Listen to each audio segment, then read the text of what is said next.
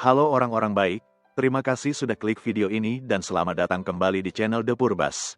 Apa kabar kalian hari ini? Semoga kalian sekeluarga senantiasa sehat walafiat ya. Semoga rizki kalian berlimpah, dan semoga segala urusan kalian berjalan lancar. Kalau ada di antara kalian yang saat ini sedang sakit, saya doakan semoga lekas sembuh agar bisa segera beraktivitas kembali. Channel The Purbas sudah pernah membawakan dua kisah tentang pesohor di dunia hiburan yang berasal dari negara Taiwan, yaitu Lily Ho, yang sukses menjadi aktris papan atas di Hong Kong, dan Teresa Teng yang menjadi super diva internasional lintas generasi, yang lagu-lagunya hingga kini masih banyak didengar oleh para penggemar. Dua bintang yang saya sebutkan tadi memiliki karir yang sangat cemerlang, namun amat disayangkan, kehidupan pribadi mereka ternyata tidak begitu menyenangkan. Pada video hari ini, saya akan membawakan satu kisah lain dari seorang bintang asal Taiwan, yang digadang-gadang akan menggantikan Lily Ho sebagai dewi layar lebar di Hong Kong. Namun ternyata sekali lagi, kisah ini mengungkap fakta bahwa kecantikan dan kesuksesan seseorang secara profesional, seringkali tidak sejalan dengan kehidupannya secara personal.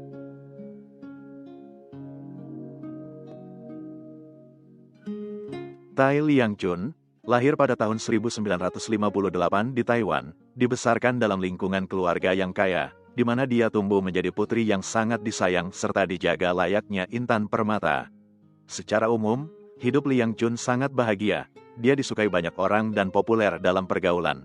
Wajahnya yang cantik polos dan kepribadiannya yang lemah lembut, berhasil memikat mata banyak pemuda, namun belum ada yang mampu mendapatkan hati Liangchun hingga dia masuk ke perguruan tinggi.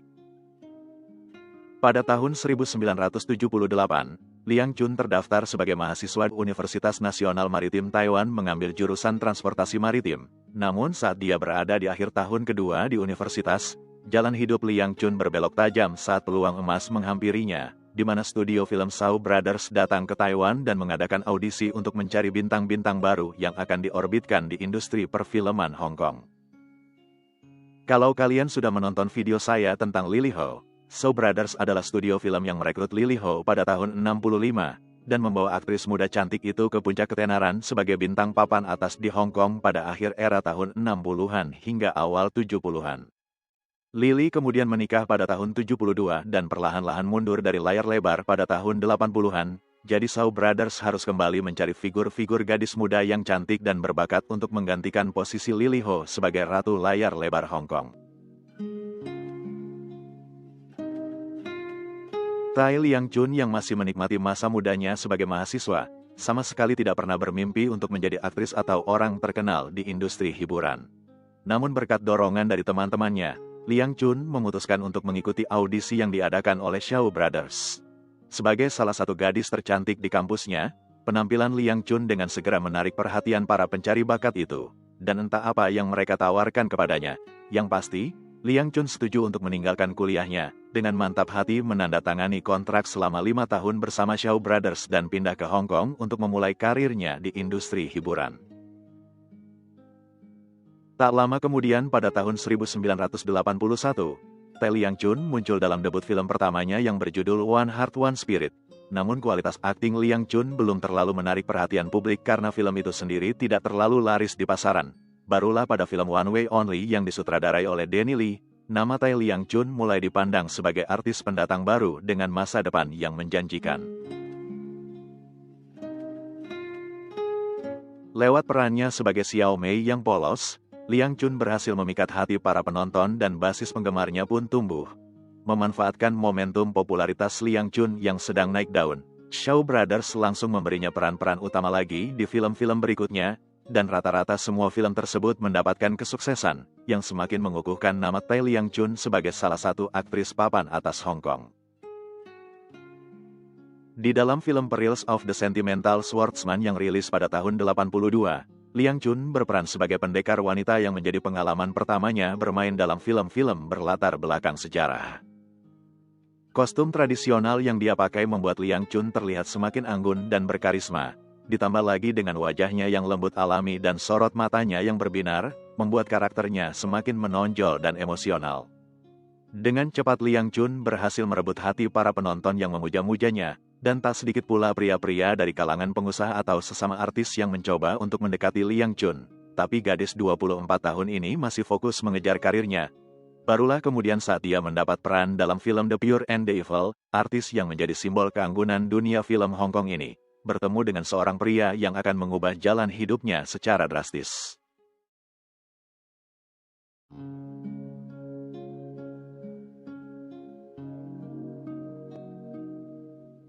Pada tahun 1982, Tai Liang Chun beradu akting dengan Tony Liu, aktor pria yang 6 tahun lebih tua dan sudah lebih dulu terjun ke industri perfilman Hong Kong.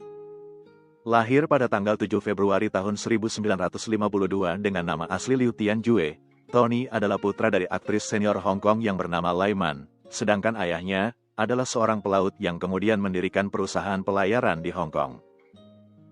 Tony dan 6 saudaranya tumbuh di keluarga yang sangat berkecukupan. Namun Tony kecil hingga remaja tidak terlalu serius dalam pendidikannya, karena minat Tony yang sebenarnya adalah di bidang olahraga dan seni bela diri. Diketahui bahwa Tony menguasai 2 jenis bela diri, yaitu karate dan judo.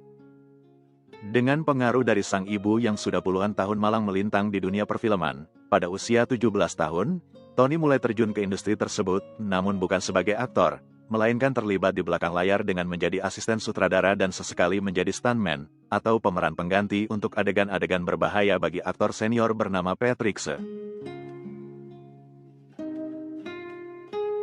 Pada tahun 1970 saat dia berusia 18 tahun, Tony melihat sebuah pengumuman di mana studio film Golden Harvest Cinemas mengadakan casting untuk mencari calon bintang-bintang baru. Tony memutuskan untuk mengikuti audisi tersebut, tapi dia tidak mau menggunakan pengaruh dan popularitas ibunya. Jadi dia mendaftar audisi dengan memakai nama samaran yaitu Anthony Lau. Berkat darah seni yang dia dapat dari sang ibu dan tentunya berkat wajahnya yang lumayan tampan, Tony alias Anthony lulus casting dan menandatangani kontrak selama 6 tahun bersama studio film Golden Harvest Cinemas. Bisa dikatakan, langkah Tony untuk memasuki industri perfilman Hong Kong berjalan cukup lancar, di mana dia terus muncul di beberapa film yang diproduksi oleh Golden Harvest Cinemas. Namun hingga bertahun-tahun kemudian, Tony tak kunjung mendapatkan peran utama, karena pada saat itu, Golden Harvest Cinemas baru saja menandatangani kontrak film bersama seorang aktor yang sudah punya nama di Amerika Serikat, yaitu Bruce Lee. Tony Liu berperan di film-film box office bersama Bruce Lee, antara lain adalah film Fist of Fury, Way of the Dragon, The Big Boss, dan yang terakhir adalah film Enter the Dragon yang dirilis setelah kematian Bruce Lee. Namun sekali lagi, semua itu hanya peran-peran kecil yang tidak mampu mendongkrak nama Tony Liu menjadi aktor besar di dunia perfilman Hong Kong. Alih-alih menerima pengakuan atas kualitas aktingnya, Tony malah menerima stempel sebagai bayang-bayang seorang Bruce Lee. Tony sejatinya adalah murid Bruce Lee dan pernah dilatih secara pribadi oleh aktor besar itu mempelajari seni bela diri Jeet Kune Do. Namun meskipun sudah bertahun-tahun mengabdikan diri di industri hiburan, Tony Liu masih harus berjuang untuk melepaskan diri dari label sebagai murid Bruce Lee.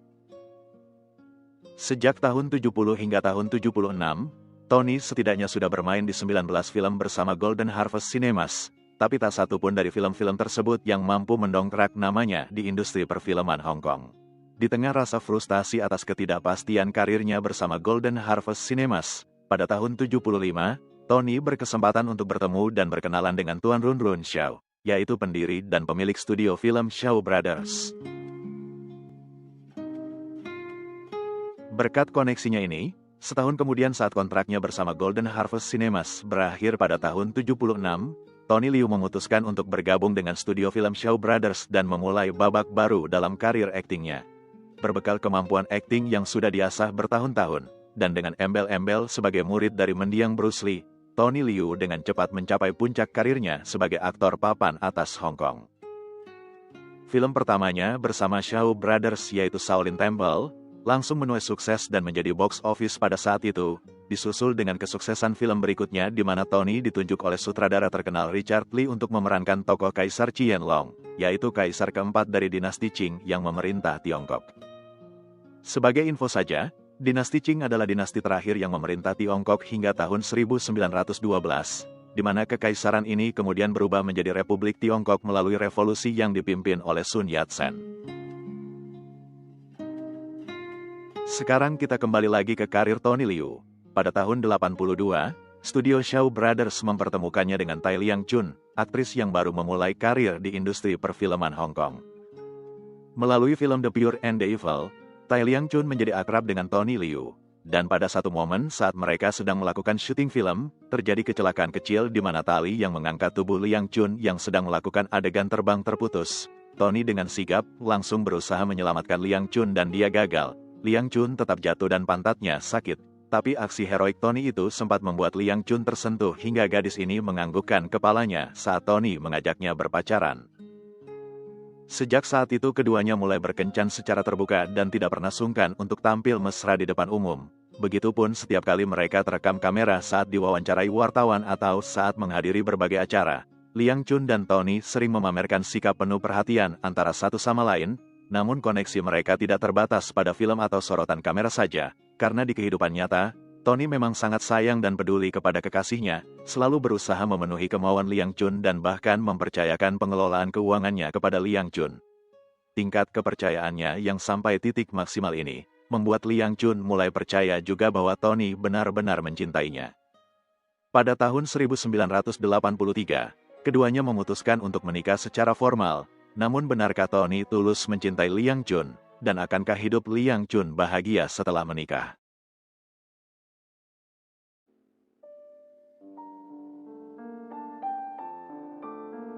Di awal-awal pernikahan, Liang Chun merasa bahagia menjadi istri Tony. Akan tetapi hanya berselang 1 bulan setelah hidup berumah tangga, Tony mulai menunjukkan gejala-gejala yang tidak sehat dalam interaksi mereka sebagai suami istri.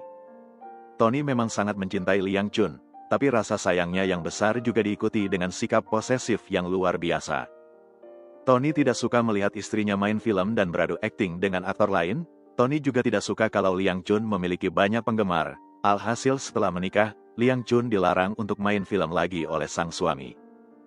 Liang Chun hanya muncul sekali dalam sebuah film setelah dia menikah, yaitu film yang rilis pada awal tahun 84.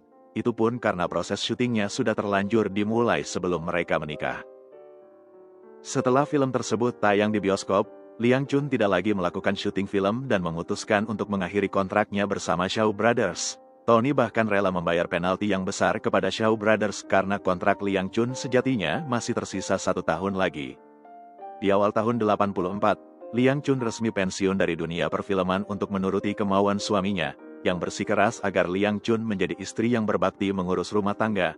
Padahal pada saat itu, Liang Chun baru berusia 26 tahun, perjalanan karirnya masih sangat panjang dan menjanjikan. Tony Liu sangat senang saat istrinya memutuskan untuk mundur dari industri hiburan, dan untuk membayar pengorbanan istrinya, Tony senantiasa memanjakan Liang Chun dengan uang dan barang-barang mahal. Apapun yang dimau istrinya, sebisa mungkin dikabulkan oleh Tony. Tapi sekali lagi seperti yang sudah saya sebutkan tadi, Tony sangat posesif dan insecure. Dia takut kalau Liang Chun suatu saat akan meninggalkannya demi laki-laki lain. Jadi setiap kali istrinya bersiap untuk pergi keluar rumah, Tony akan memborbardirnya dengan pertanyaan-pertanyaan. Mau kemana? Pergi sama siapa? Berapa lama? Jam berapa pulang? Dan sederet pertanyaan lain yang membuat Liang Chun merasa sesak di dada. Tak cukup sampai di situ, Tony juga memerintahkan orang untuk mengikuti dan mengawasi gerak-gerik istrinya saat sedang keluar rumah, dan aksinya itu pada akhirnya ketahuan juga oleh sang istri. Namun setiap kali Liang Chun protes atas sikap Tony yang berlebihan dan terjadi pertengkaran di antara mereka, Tony akan berlutut minta maaf dan berkata bahwa semua itu dia lakukan karena Tony takut kehilangan Liang Chun.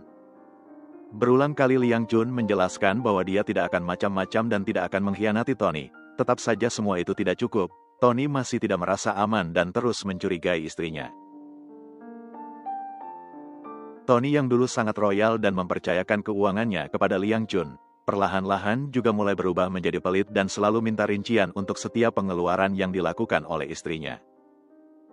Di dalam pikiran Tony, kalau dia terlalu memberi kelonggaran finansial bagi istrinya, maka kemungkinan besar Liang Chun akan menggunakan uang tersebut untuk bersenang-senang dengan teman-temannya, atau lebih parah lagi, Liang Chun mungkin akan menghabiskan uangnya bersama lelaki lain yang lebih muda.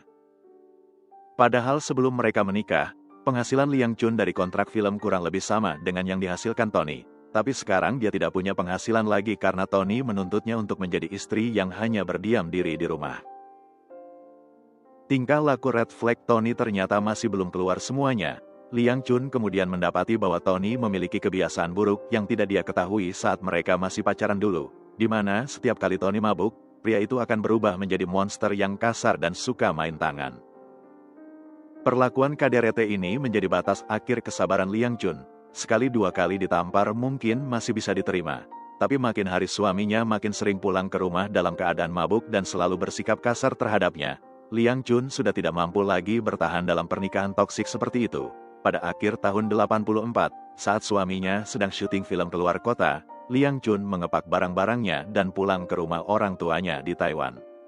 Tak lupa dia tinggalkan sepucuk surat yang berkata bahwa dia rindu dan ingin bertemu dengan keluarganya di Taipei. Saat orang tua Liang Chun tahu tentang situasi rumah tangga sang putri, mereka memohon agar Liang Chun meninggalkan Tony dan tidak kembali lagi ke Hong Kong. Liang Chun setuju dengan saran orang tuanya, di mana dia kemudian menghubungi Tony suaminya dan menyampaikan keinginannya untuk bercerai. Liang Chun juga berkata bahwa dia sudah menunjuk pengacara untuk mengurus proses perceraian mereka. Tapi yang menjadi pertanyaan di sini, Tony sangat mencintai Liang Chun, dan mungkinkah dia setuju untuk bercerai? Tony menolak keinginan Liang Chun untuk bercerai. Dia masih ingin mempertahankan rumah tangga mereka dan berjanji bahwa dia akan berubah.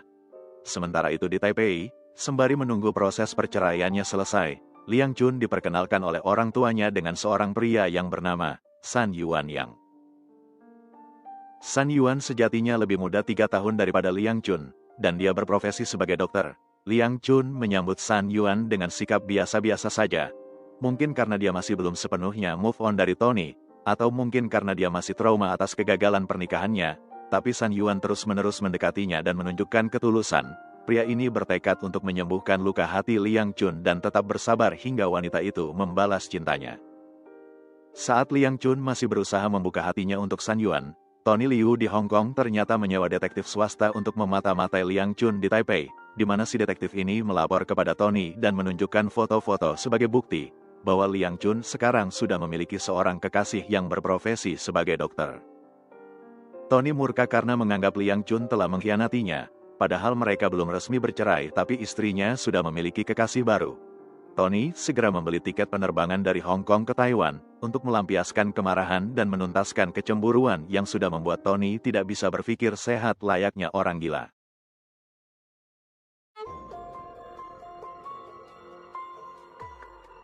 Sesampainya di Taipei, Tony mencoba segala cara untuk bisa menemui Liang Chun yang awalnya menolak untuk bertemu. Hingga akhirnya Tony menggunakan trik licik dan berkata bahwa dia ingin Liang Chun menandatangani surat pernyataan untuk tidak akan menuntut pembagian harta setelah mereka bercerai, dan ternyata kebohongan ini dipercaya oleh wanita itu. Liang Chun hanya ingin mengakhiri prahara rumah tangganya dan ingin segera membuka lembaran baru, jadi dia setuju untuk menemui Tony di kamar hotel pria itu, sebuah keputusan yang akan disesali oleh Liang Chun, karena terlebih lagi, dia mendatangi kamar hotel Tony sendirian saja.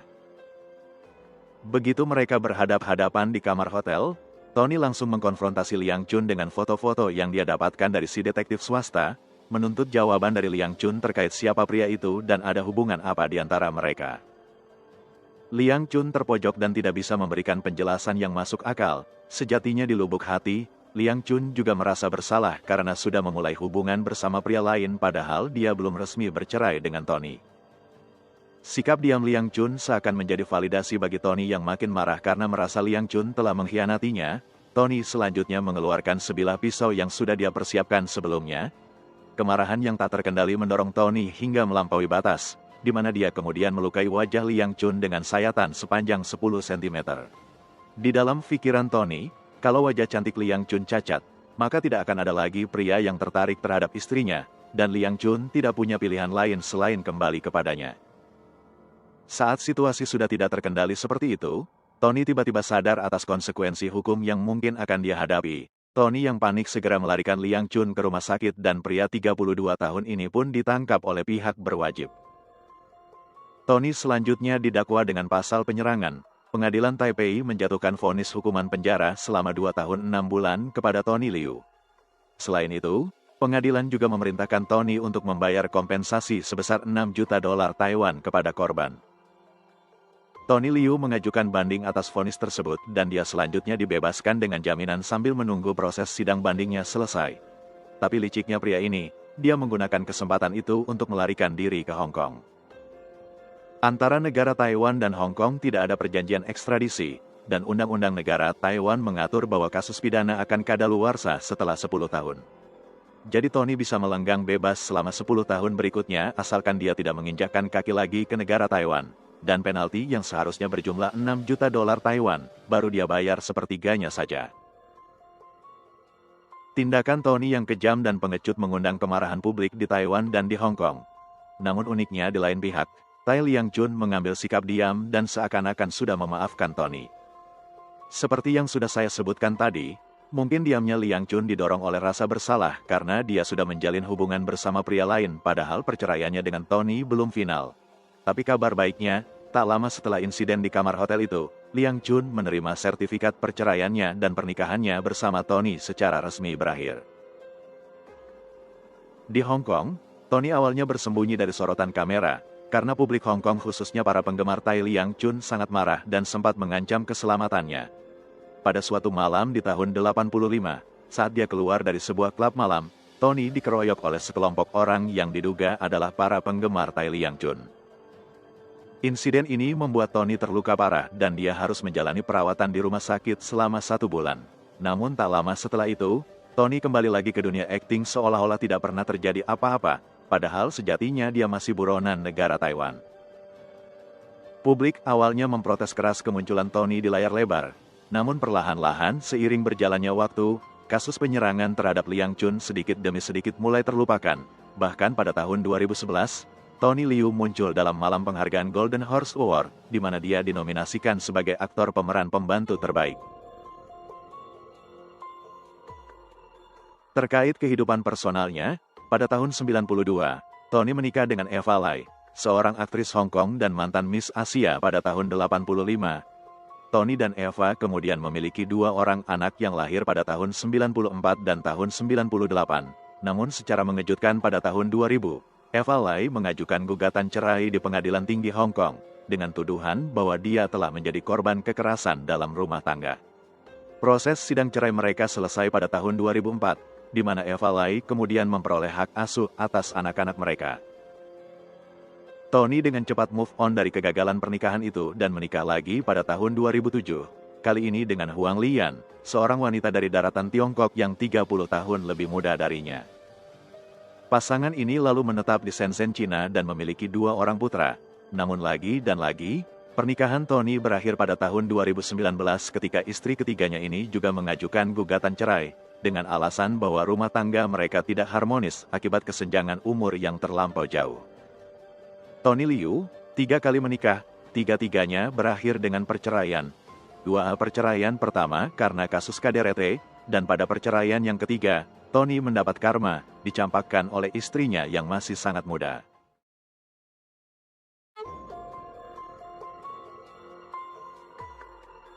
Sekarang kita mundur kembali ke nasib Tai Liang-chun di tahun 85. Setelah keluar dari rumah sakit, Liang-chun harus menerima kenyataan bahwa wajahnya telah rusak akibat perbuatan Tony. Dengan dukungan keluarga, teman-teman, dan tentunya dengan dukungan Dr. San Yuan kekasih barunya, Liang-chun berangkat ke Jepang untuk menjalani operasi bedah kosmetik. Pada masa itu, Jepang masih menjadi negara tujuan utama untuk mereka yang ingin menjalani operasi plastik berteknologi tinggi. Mereka yang datang dan menjalani oplas di Jepang biasanya akan pulang dengan rasa puas. Begitupun dengan Liang-chun, yang ternyata operasinya berjalan lancar dan kecantikannya berhasil dipulihkan. Bisa dikatakan, wajah Liang-chun yang sekarang malah lebih cantik dan jauh lebih bersinar dari sebelumnya. Kembali ke Taiwan, Dr. San Yuan sang kekasih melanjutkan perawatan kesehatan bagi Liang-chun. Hingga beberapa tahun kemudian, tepatnya pada pertengahan tahun 90, Dr. San Yuan dan Tai Liang-chun memutuskan untuk menikah. Liang-chun yang sempat memiliki trauma pernikahan, awalnya merasa sangat yakin bahwa San Yuan adalah pria yang tepat yang akan memberikan kebahagiaan di sepanjang hidupnya. Namun, keyakinan Liang-chun ternyata salah, karena setelah resmi menjadi suami istri, San Yuan membuka topeng yang selama ini dia pakai. Sosok pria yang baik hati dan penuh pengertian hilang entah kemana, berganti dengan monster yang kasar, posesif dan suka main tangan. Bisa dikatakan, Tony masih lebih baik daripada San Yuan, karena Tony melakukan KDRT saat dia sedang mabuk saja. sementara San Yuan melakukan aksi KDRT kepada Liang Chun dalam kondisi sadar. Tak cukup sampai di situ, San Yuan juga ternyata adalah pria yang tidak setia dan menjalani perselingkuhan dengan beberapa wanita. Saat Liang Chun hamil anak pertamanya, sikap kasar San Yuan tidak berkurang sama sekali. Tangan dan kakinya masih sering mendarat di tubuh istrinya, hingga membuat Liang Chun harus mengalami keguguran. Liang Chun hamil dan mengalami keguguran lagi untuk kali kedua dan kali ketiga, semua disebabkan oleh perlakuan KDRT dari San Yuan suaminya. Liang Chun merasa kalau pernikahannya sudah tidak ada harapan lagi. Pada pertengahan tahun 92, dia kembali ke rumah orang tuanya dan mengajukan gugatan cerai terhadap San Yuan Yang. Setelah resmi bercerai, Liang Chun memutuskan untuk berlibur ke Jepang bersama teman-temannya, di mana perjalanan ini ternyata mempertemukan Liang Chun dengan seorang pria lokal yang bernama Mamoru Kobayashi. Mamoru juga berprofesi sebagai dokter dan berasal dari keluarga kaya di Jepang. Setelah menjalin pertemanan selama beberapa waktu, pada bulan Desember tahun 92, Liang Chun memutuskan untuk menerima lamaran pernikahan Mamoru. Mereka kemudian menikah dan Liang Chun selanjutnya menetap di Jepang bersama suami ketiganya ini. Setelah hampir 10 tahun menderita dengan dua pernikahan yang kerap diwarnai aksi KDRT, Liang Chun akhirnya bisa hidup bahagia bersama Mamoru yang benar-benar memperlakukannya dengan baik. Tapi rupanya, kebahagiaan itu tak berlangsung lama. Kurang dari sebulan setelah dia menikahi Mamoru, tiba-tiba pada suatu malam, rumah mereka didatangi oleh sosok iblis dari masa lalu Liang Chun. Dr. San Yuan yang mengetahui perihal pernikahan Liang Chun di Jepang, tidak bisa menerima kenyataan bahwa mantan istrinya itu sudah melanjutkan hidup bersama pria lain. Obsesi San Yuan terhadap Liang Chun benar-benar sinting, karena dia tidak mau melihat mantan istrinya itu bahagia bersama pria lain. Pada suatu malam masih di bulan Desember tahun 92, San Yuan yang sebelumnya sudah melakukan pengintaian, berhasil menerobos rumah Dr. Mamoru Kobayashi dan masuk ke kamar tidur pengantin baru itu.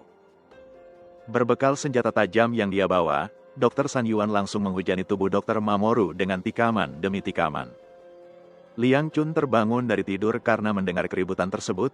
Belum sempat otaknya mencerna situasi yang ada di hadapannya, Liang Chun mendapati Mamoru suaminya sedang diserang oleh penyusup yang tak lain adalah mantan suaminya sendiri.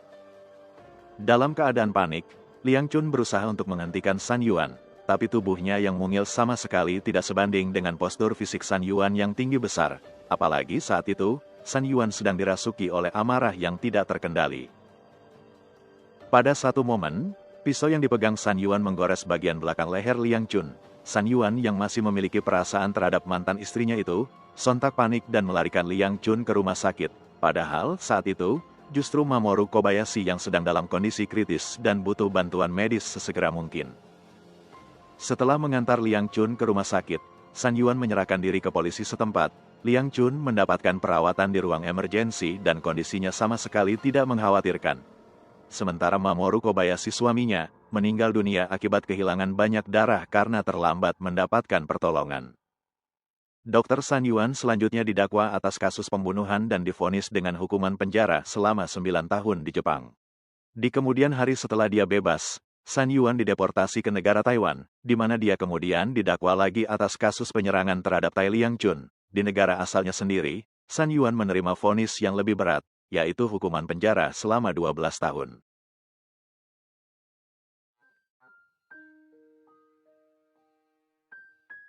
Kembali ke Liang Chun yang sedang berduka atas kematian suaminya, wanita ini ternyata masih harus menghadapi perlakuan yang menyakitkan dari keluarga mertuanya, di mana mereka menuduh Liang Chun adalah dalang dari pembunuhan Mamoru Kobayashi, dengan motif ingin menguasai harta suami ketiga Liang Chun itu.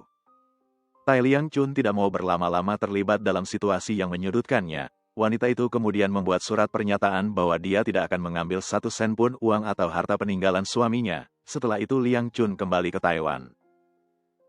Sejak saat itu hingga sekarang, Tai Liang Chun menarik diri sejauh mungkin dari sorotan kamera dan menjalani kehidupan yang tertutup. Tai Liang Chun yang saat ini sudah berusia 67 tahun, tidak pernah menikah lagi. Mungkin Liang Chun sudah sadar bahwa dia tidak membutuhkan kehadiran seorang laki-laki dalam hidupnya untuk bahagia. Itulah tadi kisah nyata kita untuk hari ini. Semoga ada pelajaran berharga yang bisa kita petik dari kisah hidup Tai Liang Chun. Terima kasih sudah menonton video ini hingga selesai. jaga kesehatan selalu, dan sampai jumpa lagi di kisah nyata kasus kriminal berikutnya, dari channel The Purbas.